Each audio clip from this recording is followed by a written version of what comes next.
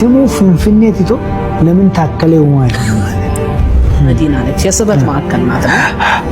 አዲስ አበባ የማን ነች? አዲስ አበባ የማን ነች ማለት ምን ማለት ነው? የኛ ነቻ።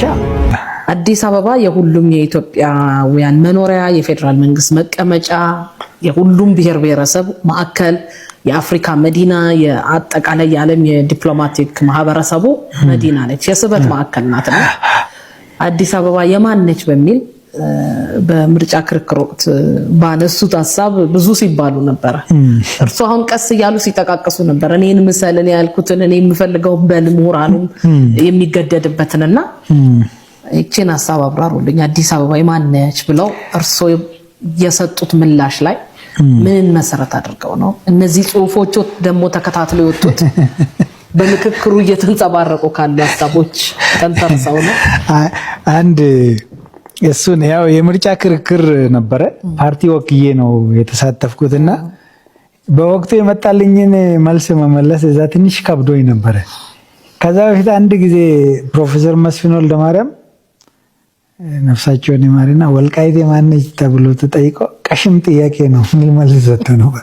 እና ምርጫ ክርክሩ ላይ እኔም ቀሽም ጥያቄ ነው ልል ነበር የፈለግኩት፣ ግን ያው ዲሲፕሊኑንም መጠበቅ ነበረብኝ።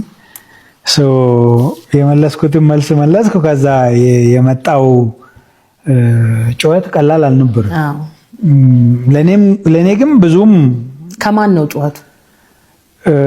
ያው አሁን ከምናየው የማህበራዊ ሚዲያ ተሳታፊዎች እንዴት እንደዛ ይላል እንዴት እንደዛ ይልም ነው። እኔም ምለውን ነው ያልኩት፣ ማለት የሚገባኝን ነው ያልኩት በወቅቱ። እና እነሱ ደግሞ እነሱ የሚያስቡትን ለምን አላልኩም ነው። ይሄ የተለመደ ነገር ስለሆነ ብዙም እንትን አይደለም፣ ግን ቀላል ጨዋታ አልነበረ።